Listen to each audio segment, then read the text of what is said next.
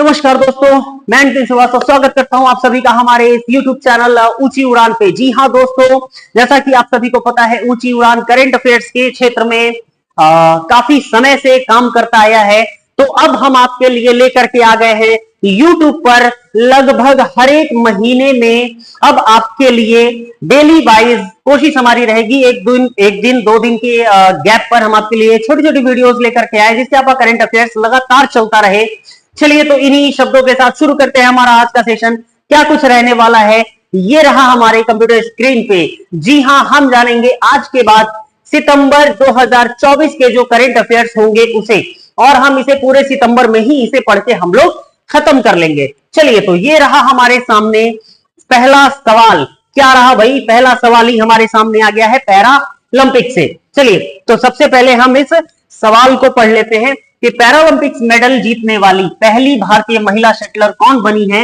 Answer होगा हमारा मनीषा रामदास। जी हां दोस्तों। अच्छा, अभी जरा हम इस पर चर्चा करें, इससे पहले थोड़ी सी चर्चा हमें कर लेनी चाहिए पैरालंपिक्स से, राइट? कि ये पैरालंपिक्स अभी कहां पर हो रहा है? तो आंसर निकल करके आया पेरिस। अच्छा जी, कब से कब तक होगा? हमने कहा 28 अगस्त से 8 सितंबर तक 2024 तक होगा। बढ़िया सर। तो सर पहला कहां हुआ था? तो हम इसमें थोड़ी सी आपको एक जानकारी दे देते हैं कि पहला जो हुआ था, है ना, वो अनाधिकारिक रूप से तो 1948 में इंग्लैंड में हुआ था, लेकिन आधिकारिक रूप से अगर हम बात करेंगे तो ये हमारे 1960 में हमको देखने के लिए मिलता है। कहां पर? हमारे रोम में, है ना। और इस समय ये आधिकारिक रूप से,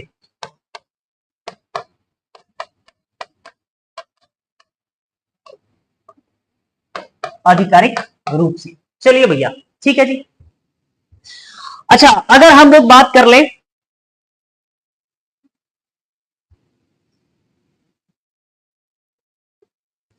कि 1960, चलिए भाई, भारत को पहला स्वर्ण पदक किस पैरालंपिक्स में मिला था? तो हम बात करेंगे, भारत को मिला था 1972 में, है ना, 1972 ईस्वी के पैरालंपिक में, और ये मिला था मुरलीकांत पेटकर को। मुरलीकांत पेटकर। और इन्हें किस चीज में मिला था भाई? सवाल भी बन सकता है, किस चीज में मिला था? तो हमने कहा कि इन्हें 50 मीटर एयर राइफल में, 50 मीटर एयर राइफल में इन्हें मिला। चलिए भाई, ठीक है। अच्छा, एक सवाल और बन जाता है कि अच्छा ये बताइए सर कि अब तक सर्वाधिक भारत के लिए सबसे सफल पैरालंपिक कौन सा रहा? हमने कहा कि भैया वो पैरालंपिक है हमारा, मैं यहां लिख दे रहा हूं, है ना, टोक्यो 2020।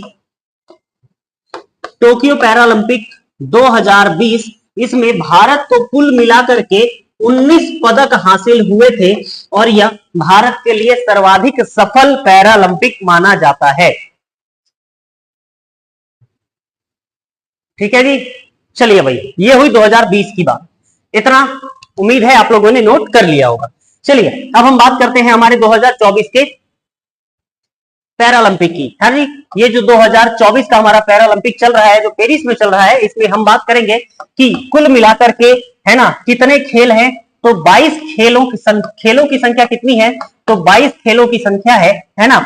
अगर हम बात करेंगे इसमें भाग लेने वाले प्रतिभागियों की कि कुल मिलाकर कितने प्रतिभागी हैं, तो 4400 प्रतिभागी इसमें भाग ले रहे हैं। कितने? 4400। भारत से अगर हम बात करें कि भैया भारत से कितने खिलाड़ी हैं, तो भारत से यहां पर 32 महिला समेत, है ना, कुल मिलाकर के 84 खिलाड़ी, है ना। कितने सदस्य हैं? 84 खिलाड़ी यहां पर पहुंचे हुए हैं। और अगर बात कर लेंगे हम कि भैया ये 84 खिलाड़ी भारत से गए हैं, 4400 पूरे दुनिया हमारे अपने इस पैरालंपिक की। हाँ जी, तो मनीषा रामदास ने क्या जीता है? कहां से पदक जीता है? हालांकि अगर हम बात करें मनीषा रामदास के बाद, है ना, इसी खेल में तुलसीमती ने भी क्या जीत लिया? रजत पदक जीत लिया है। तो हो सकता है ये आपसे पूछ लिया जाए कि भैया तुलसी पदक ने सॉरी रजत पदक किसने जीता, सवाल को घुमा फिरा के पूछा जा सकता है।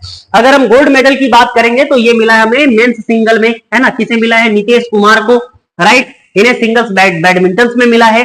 और अगर हम बात सिल्वर मेडल की करेंगे तो मेंस सिंगल्स में SL4 में, है ना, सिंगल मेडल किसे मिला है, हमारे सुहास एलवाई जी को, ठीक है जी। और अगर रजत पदक की हम बात करें कि रजत पदक तो हमें मिला है किस चीज में, डिस्क थ्रो में मिला है, और ये लगातार इन्हें दूसरा मिला है। इस चीज को याद रखेंगे कि डिस्क थ्रो में मिला है किसे, हमारे योगेश कुठनिया को, है ना। अब परीक्षाओं में सवाल कैसे बनाता है कि क्या पूछेगा कि भैया योगेश कुठनिया का सवाल का संबंध किस खेल से है, ठीक है, तो इस चीज को याद रखेंगे कि किस चीज में, डिस्क थ्रो में, ठीक है जी। अगर हम बात करेंगे गोल्ड मेडल की तो 64 जैवलिन इवेंट में गोल्ड मेडल मिला है किसे, हमारे सुमित अंतिल को। और अगर हम ब्रॉन्ज की बात करेंगे कि भैया हमें कहां से पदक मिला है ना, तो कहां से पदक मिला है, हमारी जोड़ी को, किस जोड़ी को, ये पैरा आर्चर जोड़ी है जिसे ब्रॉन्ज का मेडल मिला है, शीतला देवी और राकेश कुमार इसके नायक रहेंगे। चलिए भाई, तो ये रही जानकारी हमारे सामने, ये रहा पहला सवाल हमारे सामने, है ना।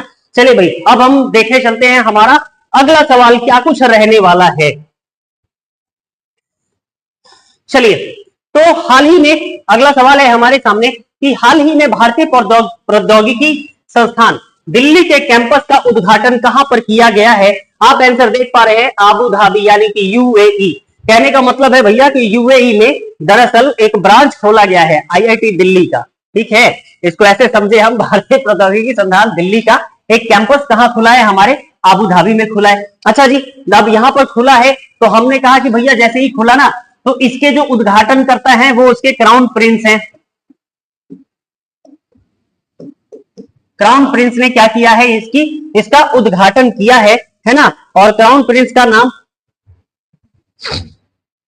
जल्दी से जरा कमेंट में डालेंगे, ठीक है जी। अच्छा, अगर हम बात करें कि इसमें शुरुआती मतलब कुल मिलाकर के, भाई कोई भी यूनिवर्सिटी कहीं भी खुलती है तो उसमें कुछ एडमिशन वगैरह होता है, तो कुल छात्रों की संख्या कितनी है, तो छात्रों की जो कुल संख्या है वो कुल मिलाकर के 52 छात्र यहाँ पे शामिल होंगे। अच्छा जी, बोला कि 52 छात्र, आखिर ये बता दीजिए किन किन कोर्सेज में, तो हम कहेंगे देखिए भैया ये कंप्यूटर साइंस में, किस चीज में, कंप्यूटर साइंस में, है ना। इसके अलावा ये क्या करा रहे हैं, ये इंजीनियरिंग करा रहे हैं, और इंजीनियरिंग से क्या होता है कि भैया यहाँ से बीटेक की डिग्री आपको मिलेगी। तो कुल मिला के छात्रों की संख्या अभी फिलहाल कितनी है, 52, है ना। इससे एक बढ़िया चीज ये होगा कि अगर IIT क्या कहते हैं, IIT की एक ब्रांच अगर कहां पर है, हमारे दूसरे देशों में, इसका मतलब है कि हमारा इस देश के साथ संबंध क्या होगा, और ज्यादा गाढ़ा होगा, है ना। तो दोनों देशों के बीच ये संबंध को बढ़ावा देने के लिए काफी अच्छा प्रयास ये हमारे और वहां के सरकार, राज्य सरकार, वहां की जो सरकार है, उन सारे लोगों को बहुत बहुत धन्यवाद, ऐसा ही होना भी चाहिए। चलिए जी, अब रहा हमारे सामने ये अगला सवाल कि भैया देश के कुल सोयाबीन उत्पादन में लगभग 42% योगदान किस राज्य का है। आंसर आपके सामने है, मध्य प्रदेश। जी हाँ, फिलहाल ये मध्य प्रदेश जो है अभी पहले नंबर पर काबिज है। मध्य प्रदेश का अभी फिलहाल पहला नंबर है ना। अगर हम सेकंड नंबर, दूसरे नंबर की बात करेंगे तो दूसरे नंबर पर महाराष्ट्र आता है, पहले महाराष्ट्र 1 नंबर पर आता था, है ना। और अगर हम फिर बात करेंगे हमारे तीसरे नंबर की, तो पहले पर हमारे मध्य प्रदेश है, दूसरे वाले पर हमारा महाराष्ट्र है, और तीसरे वाले पर हमारा राजस्थान है। क्या है भैया, राजस्थान, ठीक है। और एक चीज और इंटरेस्टिंग चीज बता दे रहे हैं कि यहाँ पर इतना ज्यादा पाया गया है, मतलब 42% कम नहीं होता है, तो इतना ज्यादा यहाँ पर सोयाबीन का उत्पादन हुआ है कि इस मध्य प्रदेश को हम लोग सोयाबीन प्रदेश भी कहते हैं। जी हाँ, मध्य प्रदेश का दूसरा नाम क्या है, सोयाबीन प्रदेश भी है, सोयाबीन प्रदेश इसका दूसरा नाम है ना। तो कभी किसी एग्जाम में अगर मिल जाए कि सोयाबीन प्रदेश के नाम से प्रसिद्ध कौन सा देश, कौन सा राज्य है, तो कृपया आप इसे भूलेंगे नहीं, ठीक है। चलिए जी, अब हम बढ़ते हैं हमारे अगले प्रश्न की तरफ। क्या कुछ रहने वाला है हमारा अगला प्रश्न, ये रहा कंप्यूटर स्क्रीन पर हमारे सामने। जी हाँ, हाल ही में केंद्र सरकार द्वारा किस राज्य में एक और सेमीकंडक्टर इकाई स्थापित करने की घोषणा की गई है। जी, आंसर हो जाएगा हमारा गुजरात। जी, गुजरात के साणंद में, कहां पर, साणंद में, ठीक है। यहां पर सर क्या लगाया जा रहा है? बजट की अगर हम बात करेंगे कि भैया बजट कितना है, इसको लगाने का जो खर्चा है वो कुल मिलाकर के 3300 करोड़ है। कितना है? 3300 करोड़ रुपए का बजट है। और अगर हम बात करें इसके उत्पादन की कि अच्छा जी सर उतना पैसा लगाएंगे तो उत्पादन कितना होगा, तो एक दिन में कितना, एक दिन में उत्पादन का जो लक्ष्य रखा गया है वो 60 लाख चिप रखा गया है। कितना? 60 लाख चिप बनाया जाएगा एक दिन में। ठीक है, तो ये रखा गया है यहां पर हमारा लक्ष्य। हो सकता है कि आपके एग्जाम में प्रश्न में कभी यहां से चल करके एक हल्का फुल्का एक कभी कॉन्ट्रैक्टर वगैरह का नाम पूछ ले, कंपनी वगैरह का नाम पूछ ले, है ना, तो कंपनी का नाम थोड़ा सा हमको याद रखना होगा कि बहुत ज्यादा नहीं। क्या है हमारा? सेमीकॉन।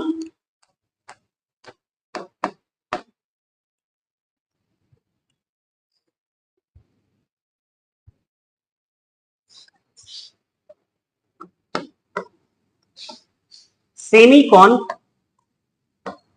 कायंस प्राइवेट लिमिटेड।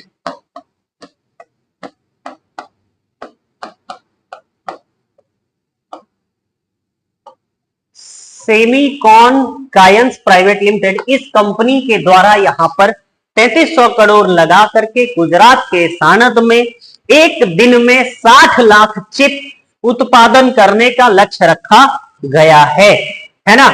चलिए ये रहा प्रश्न आपके सामने। चलिए भाई बहुत तेजी से, बहुत बढ़िया। अब हम चल रहे हैं हमारे अगले सवाल की तरफ। क्या है सवाल? हाँ जी बहुत बढ़िया। मोहन बागान सुपर जायंट यानी कि MBSG कोहरा का डुरंड कप 2024 का विजेता कौन बना? आंसर हो जाएगा नॉर्थ ईस्ट। और इस इजाजत तो हम दो तीन चीजें और भी देखेंगे। क्या है भैया कि नॉर्थ ईस्ट का ये पहला खिताब है। सबसे पहले तो हम यही देख लेंगे कि नॉर्थ ईस्ट का पहला क्या है, ये खिताब है। बोले बहुत अच्छा जी, अच्छा पहला खिताब है तो डुरंड कप के बारे में कुछ जानकारी आपको जरूरी है। क्या कि ये जो डुरंड कप जो है ये इसका अभी 133वां संस्करण हुआ है। कितना? 133वां। इसका मतलब कि सर 133 साल से चलता आ रहा है, 133 साल इसका आयोजन हुआ होगा। हाँ जी, इसका मतलब कि सर ये डुरंड कप जो है ये एशिया का सबसे पुराना फुटबॉल आयोजन माना जाता है। क्या माना जाता है? एशिया का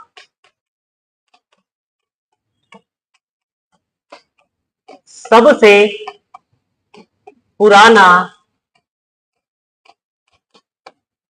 फुटबॉल आयोजन। ठीक है जी, 133वां। अच्छा जी, अब तक सर्वाधिक बार कौन जीता है? मन में ये भी सवाल आया कि सर सर्वाधिक बार कौन जीता है? हम कहेंगे सर्वाधिक बार जीतने वाला ये हमारा मोहन बागान है। कहां गया मोहन बागान? कितनी बार? हमने कहा 17 बार। अब तक कुल मिलाकर के सर्वाधिक बार अगर जीत किसी की हुई है तो वो हमारे किसकी? मोहन बागान की हुई है। और कितने बार हुआ है? कुल मिलाकर के 17 बार। नॉर्थ ईस्ट का यह पहला बार था, है ना। संस्करण में पूछेगा कि 2024 का संस्करण कौन सा है तो हम कहेंगे हमारा 133वां। अच्छा इसके साथ साथ हो सकता है कि कभी पूछ ले कि अच्छा ये बताइए कि इसमें मेजबानी 2024 से संबंधित, है ना, मेजबानी कितने राज्य कर रहे थे? तो याद रखेंगे कि 4 राज्य इसमें मेजबान है ना। डुरंड कप 2024 के मेजबान राज्य,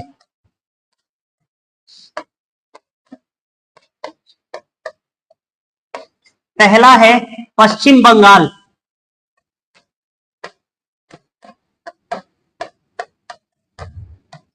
दूसरा असम, मेघालय और इसके बाद झारखंड। जी ये 4 राज्य ऐसे हैं जो इस बार डुरंड कप 2024 का की मेजबानी कर रहे हैं। चलिए जी ये रहा हमारा सवाल। अगले सवाल की तरफ हम बढ़ेंगे। क्या कुछ रहने वाला है अगला सवाल? जी हाँ ये रहा हमारे सामने भैया। भारत और किस देश ने वरुणा नदी को पुनर्जीवित करने के लिए पर्यावरणीय रणनीतिक साझेदारी के तहत smart laboratory on clean reserve launch किया है ना। वरुणा नदी भारत ने किस देश के साथ मिलकर के smart laboratory on clean reverse का मतलब वो किया है ना, इसको लॉन्च किया है? आंसर हो जाएगा हमारा डेनमार्क। क्या होगा? डेनमार्क। बोले अच्छा सर थोड़ा वरुणा नदी के बारे में बता दिए कि सर ये वरुणा नदी कहाँ की है। हमने कहा कि देखो भैया ये राज्यों की अगर हम बात करेंगे तो यूपी, अच्छा जी यूपी के पास अगर हम बात करेंगे वाराणसी, वाराणसी, ये वाराणसी ही जो है ना ये वरुणा नदी के क्या है, वरुणा नदी के तट पर है, इसीलिए हम लोग इसे क्या कहते हैं, वाराणसी कहते हैं। ठीक है जी, तो यूपी के वाराणसी में क्या है, हमारी वरुणा नदी है और इसी को साफ करने के लिए बात की गई है किसके साथ, हमारे डेनमार्क के साथ। ठीक है जी, चलिए आगे की तरफ हम बढ़ेंगे। हमारा अगला सवाल है क्या कुछ रहने वाला है भैया, महिला सुरक्षा से है कि यौन उत्पीड़न की शिकायतों का समाधान करके महिलाओं के लिए कार्यशालाओं को सुरक्षित बनाने के उद्देश्य से महिला एवं विकास मंत्रालय ने कौन सा पोर्टल जारी किया है। जी हाँ, पोर्टल एक जारी किया गया है जो कहा गया है कि भाई साहब अगर कोई महिला किसी कार्यस्थल पर या कहीं पर भी है असुरक्षित, अगर मतलब ये कर रही है तो वो अपनी क्या कर सकती है, शिकायत यहाँ पर कर सकती है, शिकायतकर्ता, और वहां पर शिकायत करके है ना, और उसको ट्रैक पर क्या किया जाएगा, उसको ट्रैक किया जाएगा, उस पर काम किया जाएगा, है ना, मतलब उनको सुरक्षित वहां तक पहुंचाया जाएगा। तो इसके लिए जो पोर्टल लॉन्च किया गया है इसका नाम है सी बॉक्स। ठीक है जी, लॉन्च करने वाली जो है हमारी कौन, महिला एवं विकास मंत्रालय की है नहीं, मंत्री कौन है जी इस समय, श्री अन्नपूर्णा देवी। कौन है, श्री अन्नपूर्णा देवी। ठीक है, ये केंद्रीय मंत्री हैं, इन्होंने ही क्या किया है, इस पोर्टल को लॉन्च किया है। ठीक है, चलिए भाई अब इसके बाद हम देखेंगे हमारा आज का अगला सवाल कि क्या कुछ हमारा अगला सवाल रहने वाला है। चलिए भाई ये रहा 23वें विधि आयोग। क्या है, 23वें विधि आयोग का गठन 3 साल की अवधि के लिए किया गया है। यह अवधि क्या है, जी हाँ 23वें 3 साल के लिए। तो पहले बता देते हैं भैया विधि आयोग का जो क्या होता है, कार्यकाल होता है ना, एक विधि आयोग का जो कार्यकाल होता है वो नॉर्मली क्या होता है, 3 साल ही होता है। और अभी जो लॉन्च किया गया है इसकी अवधि जो है वो 1 सितंबर 2024 से लेकर के 31 अगस्त 2027 तक ये काम करेगी। यानी कि 2027 तक के एग्जाम में तो एकदम विधि आयोग का हमको याद रखना है। चलिए भैया विधि आयोग से संबंधित कोई चीज हम बताए थे कि इस विधि आयोग का है ना, इस विधि आयोग का जो सबसे पहला गठन किया गया था, जो सबसे पहला गठन है ना, पहली बार जब इसका गठन किया गया था तो ये 1955 में, कब किया गया था, 1955 से लेकर के 1958 के बीच में पहली बार इसे लागू किया गया। ठीक है जी, अच्छा फिर इसके बाद हम बात करेंगे कि अच्छा अगर ये गठन किया गया तो इसके कोई अध्यक्ष भी होंगे। हमने कहा हाँ, क्या अध्यक्ष कौन है, इनके अध्यक्ष हैं एमसी सीतलवार। एमसी सीतलवार इसके क्या थे, अध्यक्ष थे। ठीक है, अच्छा नॉर्मली अध्यक्ष की अगर हम बात करेंगे तो या तो सुप्रीम कोर्ट या फिर हमारे हाई कोर्ट के जो क्या होते हैं, मतलब जज होते हैं, वही इसके अध्यक्ष होते हैं। ठीक है जी, अच्छा इसमें एक चीज और भी है, जरा सा वो इस विधि आयोग से संबंधित एक चीज और भी है, जरा वो भी समझ लें, है ना, कि एक जो होते हैं वो एक पूर्णकालिक अध्यक्ष होते हैं, मतलब वो पूर्णकालीन होंगे, पूर्णकालिक अध्यक्ष। और इसके साथ साथ इसमें कुल मिलाकर के 4 है ना पूर्णकालिक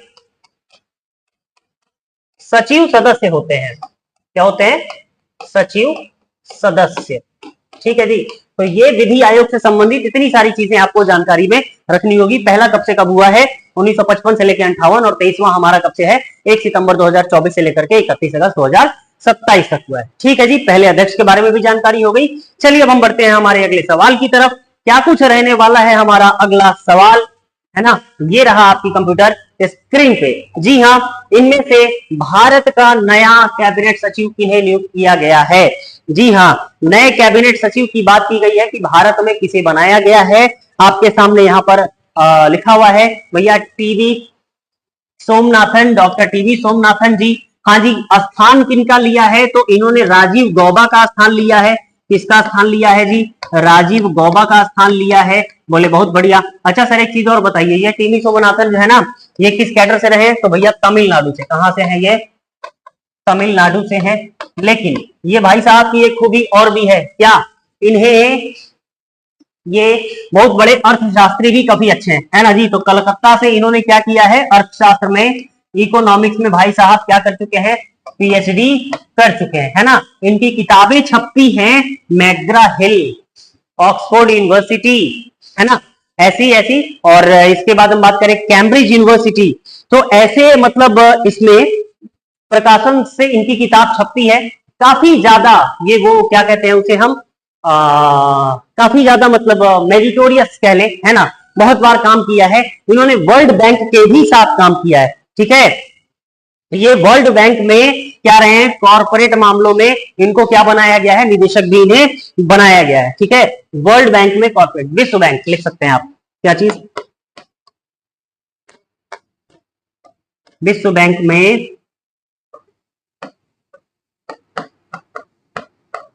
कॉर्पोरेट निदेशक, ठीक है। तो ये रही पूरी जानकारी किससे संबंधित, हमारे टीवी सोमनाथन से।